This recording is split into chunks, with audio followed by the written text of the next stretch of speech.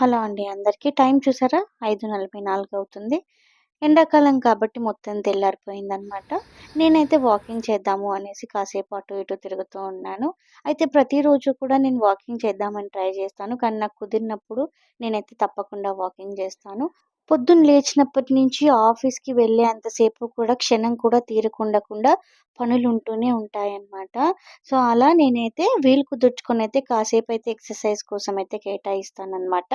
So, కోసేపు walking చేసేసిన తర్వాత ఇక్కడైతే మా ఆయనకి, ఇంకా మా బాబుకైతే వైట్ రైస్ అయితే నేను కడిగి పక్కకు పెడుతున్నానండి. వాళ్ళిద్దరికీ వైట్ రైస్ పెడతాను. అలాగే నేను క్వినోవా రైస్ పెట్టుకుంటాననమాట. అయితే రోజు నేను క్వినోవా రైసే కాదు, అప్పుడప్పుడు బ్రౌన్ రైస్ కూడా తింటూ ఉంటాను. అయితే సండే మాత్రం నేను వైట్ రైస్ తింటాను. క్వినోవా రైస్‌లో చాలా పోషకాలు, చాలా ఫైబర్ ఉంటుందండి. సో, అందుకనేసి ఎవరైనా వెయిట్ లాస్ అవ్వాలి అనుకునే వాళ్ళు, షుగర్ కంట్రోల్‌లో ఉండాలి అనుకునే వాళ్ళు ఎవరైనా సరే ఈ క్వినోవా రైస్ ట్రై చేయండి. కొంచెం రేట్ ఎక్కువగా ఉంటుంది కానీ మనకి ఇది చాలా హెల్తీ బెనిఫిట్స్ ఉంటాయి ఇందులో. బియ్యం నానబెట్టేసిన తర్వాత ఇలా బయటికొచ్చి ఇంటి ముందు శుభ్రం చేసుకొని పసుపు రాసైతే నేను బియ్యపు పిండితో ముగ్గు వేస్తున్నానండి. ప్రతిరోజు ఇలాగే వేస్తాను. చాక్ పీస్‌తో వేస్తే అస్సలు కనిపించదు. ఇంటి ముందు ముగ్గే కదా అందము. సో, అందుకని ఇలాగైతే వేస్తాననమాట నేను. ఇక్కడైతే నేను నిమ్మకాయ నీళ్ళు తాగడానికనేసి వార్మ్ వాటర్ అయితే నేను పెట్టుకున్నాననమాట స్టవ్ మీద. అయితే డాక్టర్ నన్ను తేనె తాగకండి అని చెప్పారు. సో, అందుకనేసి నేను ఇలా ఉట్టి నిమ్మకాయ మాత్రమే తాగుతున్నాను. ఇదివరకైతే తేనె, నిమ్మకాయ 2 కలుపుకొనైతే తాగేదాన్ని. ఇప్పుడైతే అలా కాకుండా ఊరికే నిమ్మకాయ నీళ్ళు మాత్రమే తాగుతూ ఉన్నాను. అయితే ప్రతిరోజు కూడా నేను ఇలాగే చేస్తాననమాట. ఎప్పుడైనా నిమ్మకాయ నీళ్ళు మిస్ అయినప్పుడు మాత్రమే నేను వెజిటబుల్ జ్యూస్ అనేది తాగుతాను.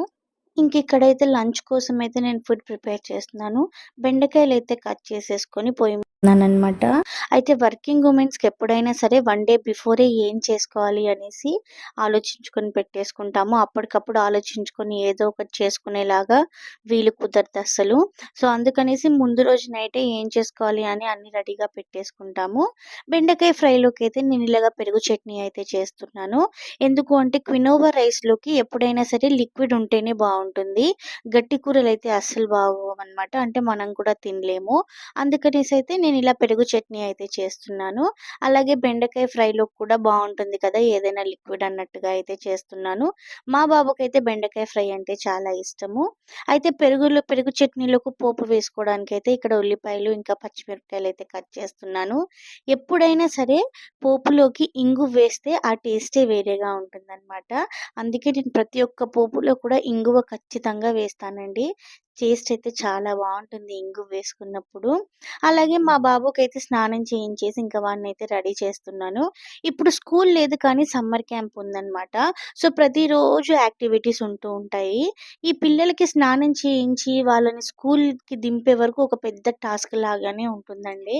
మా బాబుని రెడీ చేసేసాక ఇక్కడైతే మిల్లెట్ దోస అయితే వేస్తున్నాననమాట నేను.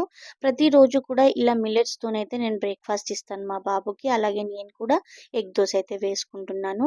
మా బాబుకి ఖచ్చితంగా చట్నీ ఉండాలి. నేనన్నా చట్నీ తినకుండా ఉంటాను కానీ వాడైతే అస్సలు ఉండడు. సో, అందుకని వాడి కోసం ఖచ్చితంగా చట్నీ అనేది ప్రిపేర్ చేస్తాననమాట. సో, ఇక్కడ వాడికైతే దోస ఇచ్చేసాను. సో, వాడైతే దోస తింటూ ఉన్నాడు మా బాబు. ఈలోపైతే బాక్స్‌లోకైతే నేను పెట్టేస్తున్నాననమాట. సో, ఇదైతే నా క్వినోవా రైస్ రెడీ చేసేసుకున్నాను నేను. అలాగే ఇంకొక బాక్స్‌లో అయితే పెరుగు చట్నీ వేసేసుకుంటున్నాను. అయితే నేను పెరుగు చట్నీ అయితే ఎక్కువ క్వాంటిటీలోనే వేసుకుంటానండి. ఎందుకంటే క్వినోవా రైస్ కదా!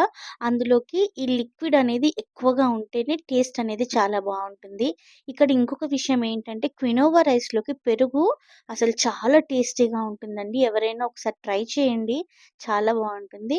అలాగే అందులోకైతే నేను కొద్దిగా ఈ బెండకాయ ఫ్రై అయితే వేసుకున్నాననమాట. ఇంకిక్కడైతే మా బాబు కోసమైతే నేను లంచ్ ప్యాక్ చేస్తున్నాననమాట.